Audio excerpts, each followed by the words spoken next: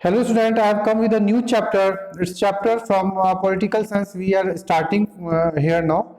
It's chapter number 1. So before that, I have already completed those all chapters from economics, and right now I have started a new series where I am covering those all chapters from social science. So this is the first chapter from political science. It's power sharing, and this chapter is really very important. As you know very well, you have already read about this chapter in a lengthy way from NCERT, but now we will cover those all important content here properly. Now, so we are starting here now. Now, ethnic means what?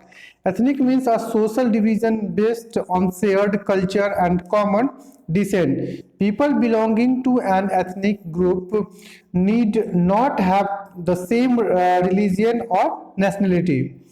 Now, majoritarianism, a belief that the majority community should be able to rule a country in whichever way it wants, by disregarding the wishes and needs of the minority in majoritarianism. Next, power sharing in Sri Lanka. Two major social groups are Sri Lankan Tamils and Indian Tamils.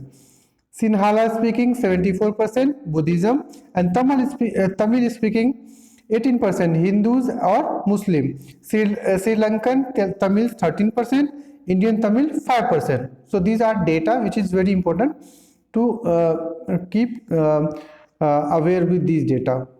Now I am starting from here. Establishment of the Sinhala supremacy.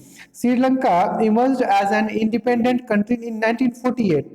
The democratically elected government adopted a series of measures to establish Sinhala supremacy. Second, the government followed professional policies favoring Sinhala applicants for university position and government jobs. Third, the constitution provides for the state protection and the fostering of Buddhism.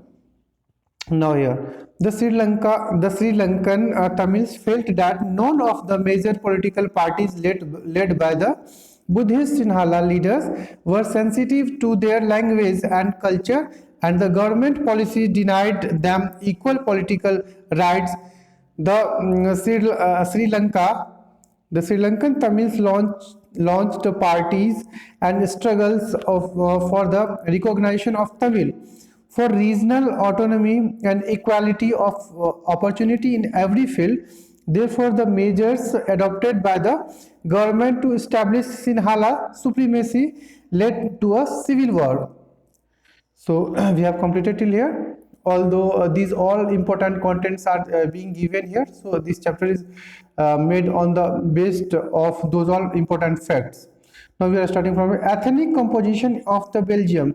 Belgium is a small country in Europe having a population of a little over 1 crore. 59% of the country's total population lives in Flemish region and speak Dutch language.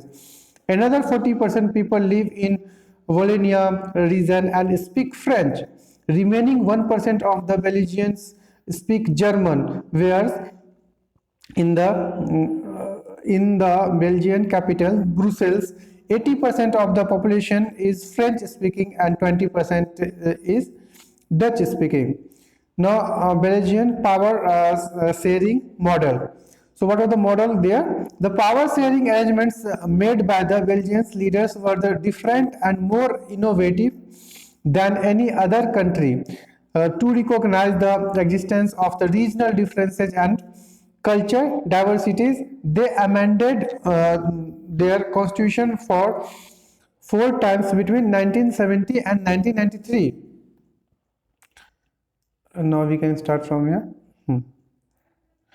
I am covering these all points from Sivdas. This is very important to cover these all things properly.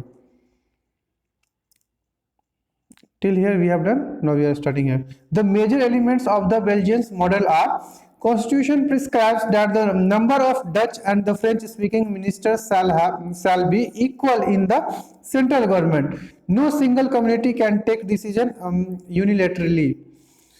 And literally you can also say the state governments are not the subordinate or to the central government. And third, Brussels, the capital, has the separate government where both communities have equal representation. Fourth, a third kind of government community is called community government, is elected by the people belonging to one language community, Dutch, French and German speaking. No matter where they live, this government can decide on the cultural, educational and language related issues. Now, Lebanon. Conflict related to the power sharing disputes were resolved by the power sharing. People from various communities lived in Lebanon's capital city, Beirut, and fought a bitter civil war amongst themselves. As a result, thousands of the people, various communities were either killed or lost their livelihood. At the end of this civil war, Lebanon's leaders came together and agreed to some basic rules of power sharing among different communities. As per these rules, it was agreed that the president would be the Maronite sect of the Catholic Christians, and the prime minister must be from the Sunni Muslim community, and third, deputy prime minister would be from a Orthodox Christian sect, and fourth, speaker should be a Shia Muslim. So we have completed till here. Now in this chapters there are many important contents are being given here, so it's very necessary to cover these all points. So I am keeping continue from here.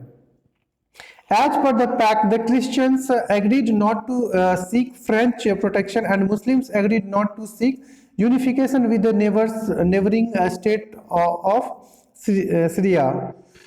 Now, prudential reasons stress that power sharing would bring out better outcomes by helping to the reduce possibility of any conflict between the social groups, and power sharing is a good way to ensure the stability of the political order through unity of the nation. Next, moral reasons. Moral reasons uphold power sharing as the very spirit of the democracy. A democratic rule involves sharing power with those affected by its exercise. People have the right to the consulted and have equal participation in the government. Next, principles of the good democracy.